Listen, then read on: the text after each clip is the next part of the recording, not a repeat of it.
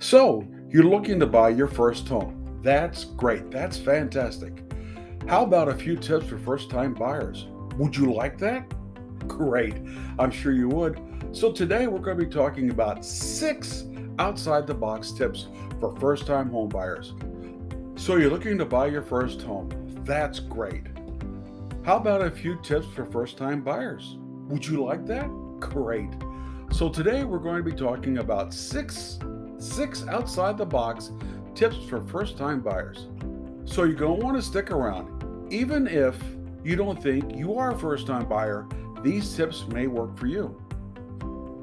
Hello and welcome. I'm Bob Weibrecht, Missouri licensed Realtor with Coldwell Banker Realty Gundaker in St. Louis, Missouri since 2002. Let's start at the beginning. As a first time home buyer, I'm sure you're thinking it would be great to know how to buy a home.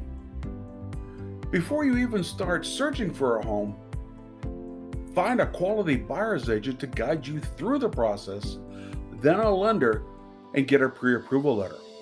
Now you're armed with both market knowledge, that is through your buyer's agent, and financial strength, that would be your lender. Feeling powerful yet? Great. If you are a first-time home buyer, let's take a quick break here for a moment. Do you know what that means? What defines a first-time home buyer? Well, do you? The answer is very, very simple. As defined by the Department of Housing and Urban Development, aka HUD, a governmental agency, a first-time home buyer is an individual meeting any or all of the following criteria. 1. An individual who has no ownership in a principal residence during the 3-year period ending on the date of the purchase of a new property. This also includes a spouse.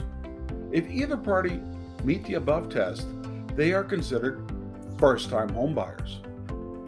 2. A single parent who has only owned with a former spouse while married. 3.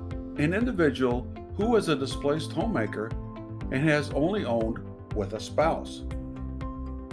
4.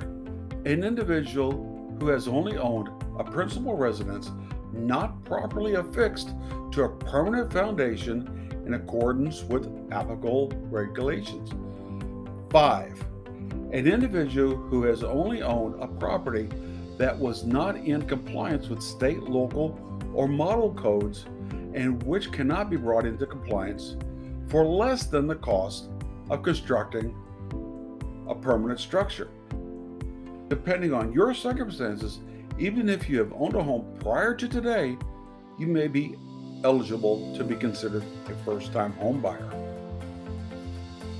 Okay, so now that's out of the way, here are your 6 out-of-the-box tips for first-time home buyers. 1.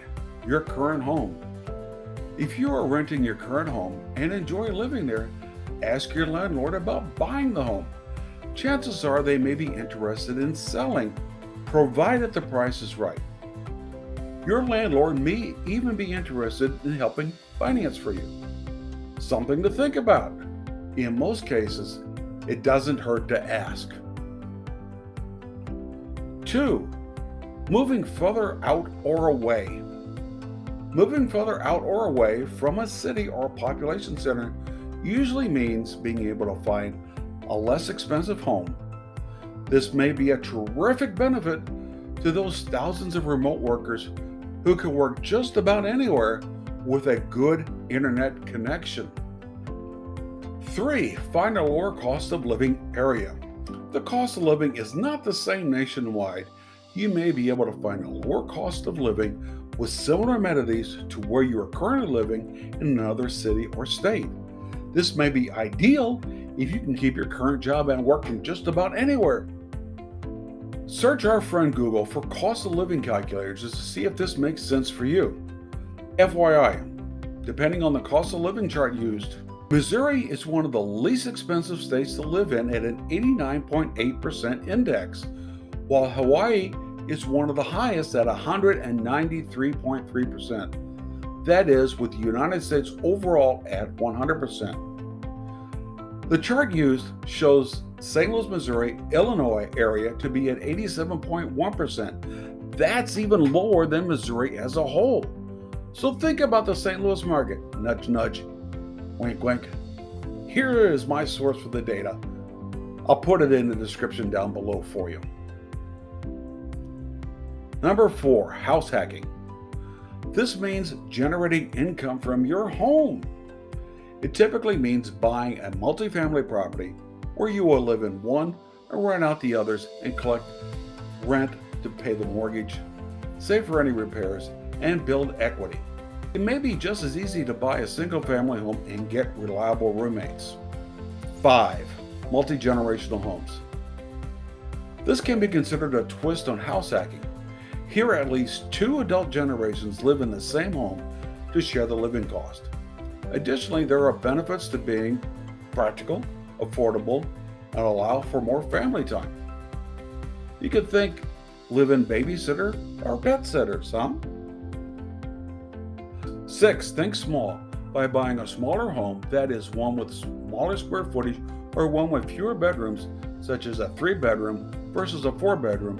You may be able to save on the overall living expenses in heating and cooling the home. Not to mention a smaller mortgage payment, lower home insurance payments, lower property tax payments. Money saved is money earned. I'm sorry, what's that? Oh, well, you know me so well. FYI, one of my former brokers, a shout out to Kelly, called me the giver. So here is my gift to you. Number 7, your value added, a fixer-upper. On one side of this two-sided coin are homes needing minor and cosmetic repairs. These repairs could be as simple as needing paint, flooring, appliances, for example. Depending on the home's condition, it may or may not be livable. Your local building codes can tell you for sure. On the flip side of this coin is that home will need a major rehab, such as a new roof, windows, a complete interior redo, and more. In most cases, these homes are not livable and may need major repair funding, such as with an FHA 203K rehab loan. This would be a great discussion to have with your buyer's agent and lender. So now you know about the 7 tips for first-time home buyers. Thinking outside the box. I hope you found this information informative and useful. Did you know there's even more to explore about the St. Louis region?